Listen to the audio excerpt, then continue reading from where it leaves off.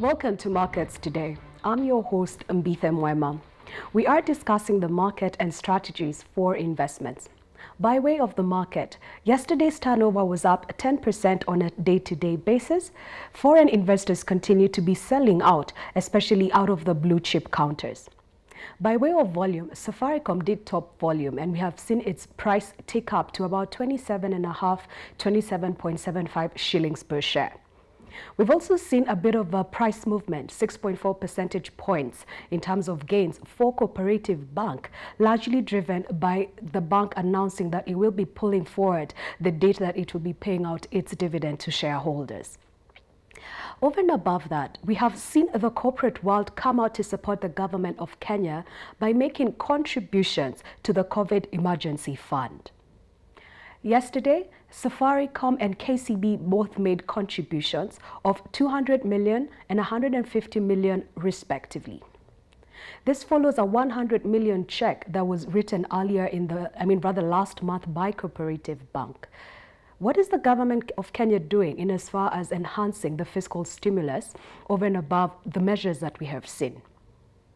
Earlier in this week, we did see Senate come out with a pandemic bill with a raft of measures on what needs to be done to be able to mitigate the economy once all of this season of COVID is done. Now, we have seen the Senate, actually the committee that has been relegated with the responsibility of oversight over COVID, the impact and potential measures to be taken, come out strongly with a bill and propose that this pandemic needs to be actually called a national pandemic, akin to what I think could possibly be a state of emergency.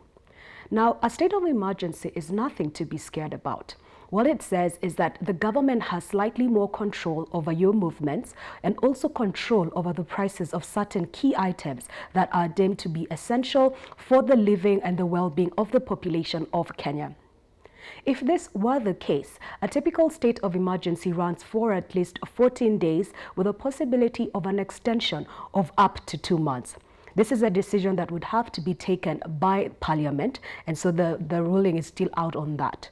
But we do expect Senate to sit again next week on Tuesday to deliberate the motions of this bill. For your benefit, this particular bill has a couple of proposals in as far as loans and mortgages, rental returns, and also labor. When it comes to labor relations, this bill is proposing that companies do not lay off their workers, neither do they enhance any pay cuts over the duration of the COVID. What it suggests is if the companies are unable to generate revenue to be able to mitigate the losses that are incurred during the COVID, then they should allow their employees to take a leave of absence. Secondly, for the rent, it does say that if occupants are unable to pay off their rents, they are allowed to write to their landlords and by way of writing, inform them of their inability to pay back their rent on a monthly basis or when it falls due. They're also allowed to get into a conversation with their landlords to define what payment modalities they're able to come up with. For the loans and the mortgages, the financial institutions, which include banks, mortgages, and also mobile lenders, have been discouraged from actually taking possession of movable or immovable property in case people are unable to pay back their loans or any outstanding contractual obligations during the duration of the COVID when it is declared a pandemic. For this particular set of institutions, that is for the financial institutions and as far as loans and mortgages are concerned, this bill goes over and above and says this will apply for the duration of the COVID and for an additional 3 months over and above the duration that is defined as a pandemic. What we are seeing is the government of Kenya trying to engage with the public sector to be lenient and to be able to accommodate the population of Kenya when they're unable to meet their economic and financial obligations owing to the stalemate that has actually been brought forth by this particular disease.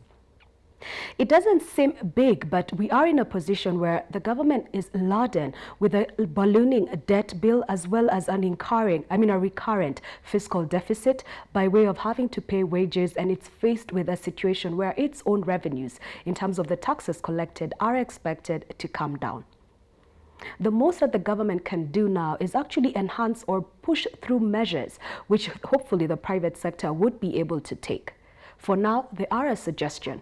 But if we do get to a state of an emergency, then this would no longer be a suggestion, but there would actually be a rule of law and enforceable by law, meaning that you really don't have an option. You'd have to actually comply one way or the other. This conversation is yet to be confirmed, and we look out to see what Senate decides next week. Now let's get along and look at investments. If you have been investing, you probably have exposure in the real estate sector or assets or fixed income or even your own business or somebody else's business. The question now is, what happens once COVID is done?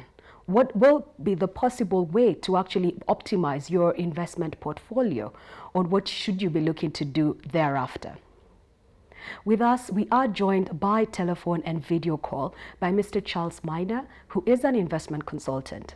Mr. Charlse Miana has been looking at investments both locally and globally for the last 18 years. Welcome to the show, Charlse. Thank you very much, Peter. I'm glad to be here. All right. Maybe you can give us an overview. When you're looking at investments and you're looking at COVID, what comes to mind in terms of being paramount for any consideration or any decision that needs to be made? Okay, I think it bears talking about the connectivity, the connectedness of the global markets, because our markets do not exist in isolation.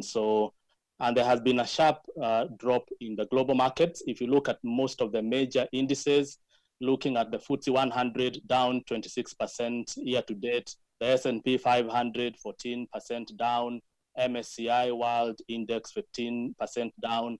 Closer home, if you look at the NSE 20 share index, we are down 25%. And this is a very difficult situation that makes investors uneasy. It's actually very difficult to be an investor today. Nobody expected or anticipated the turnout of events. And given these statistics, you can imagine how difficult it is for investors to stay calm. There's likely to be a cause of panic. When the value of your investments is falling, it's very hard to imagine it coming back. This, coupled with investors' behavioral biases, make it very difficult to make the right decisions. For example, I'll talk about two biases: the status quo bias, which says it's easier to do nothing than to do something, or the risk aversion and the loss aversion. Risk aversion, given a gamble, most people would prefer a certain gain than an uncertain one. The flip side of that is the loss aversion. Given a gamble, most people would prefer an uncertain loss than a sure loss. And why is that important? It's important because investors are human beings. They have feelings, they have emotions, they look at what is happening, they react. If I were to give an example of the loss aversion, most people would like to save, but the act of taking money out of your paycheck and putting it into a savings account can feel like a loss. So we need to be aware of the behavioral biases, even as we look at how the markets are doing. And the markets are what they are. Nobody can predict what will happen tomorrow. Nobody has a crystal ball. The idea would be, first of all, in times like this, to be very calm, avoid making irrational decisions. It's very easy to panic, but my advice would be take decisions that are informed by facts as opposed to emotions. Thank you very much, Charlse, for that elaborate overview of the interconnectedness of our local as well as global markets. You bring out two very key points that I would like us to probably delve into: loss aversion as well as behavioral tendencies at this point in time. When you're talking about loss aversion, what would you be telling the investing public, whether in Kenya or in other parts of the world, in as far as putting cash aside because you're uncertain of what happens in the future, or holding on to some of your investments? What are your views on this? Okay, to talk a little bit more about the loss aversion, if you are in a situation where the markets are falling down, it's very easy to risk take within that domain or within that space. And that means that you know that your value is going down. So rather than taking a decision that would stem that loss, you make gambles that are even more riskier in a bid to try and recoup the losses that you have done. So the first thing I would say is to, one, have a plan. And institutional investors, as opposed to private investors, are very good at that. They have an investment committee. They have maybe a professional investment advisor advising them. But when it comes to individuals, you're left to your own devices. But my advice would be to have a plan, even if it's a simple plan that simply outlines your investment strategy so that you know what to do under certain circumstances. For example, the time horizon you have in the market. Let's say you're a young person, you have just started working, you have 20 to 30 years of working. Your plan on how you invest would be very different from someone who is just about to retire. Because as a young person, you want to build your capital, you want to build your assets, you have time on your side, you can afford to take a bit more risk compared to someone who's just about to retire, who for them, the income generation is very key. So based on your individual circumstances, being the time you have to invest in the market, your liquidity needs, how you behave in the market, or how you behave as a human being, those are some of the considerations that would go into determining what your risk profile is. And based on that, you could set out a plan that helps you navigate the markets without the attendant panic and the behavioral biases that we see with most private investors. Okay. Now, looking at some of the asset classes in Kenya, for the rentals, what is your outlook on that? And I ask this with this perspective. We have seen working from home, both locally and globally, catching on. Does that imply that the yields on commercial properties could possibly come down? And would that also run off and have a different consequence on the yields for the residential? In other words, should people still be holding on to assets in real estate, or will there be a downward correction after COVID is done?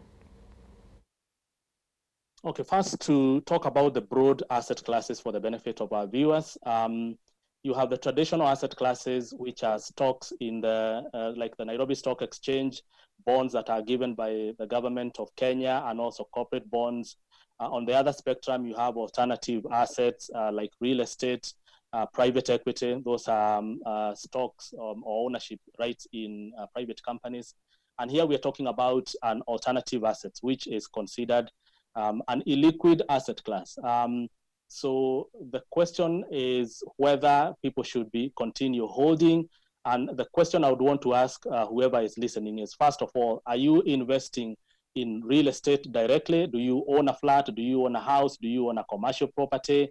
Are you investing through either a fund, a real estate investment trust?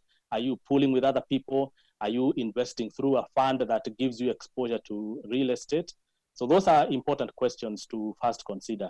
But in terms of going forward, it's very difficult to say what will happen. Obviously, you've seen that the demand for offices is likely to come down. We already had an issue where you have real estate that is not occupied.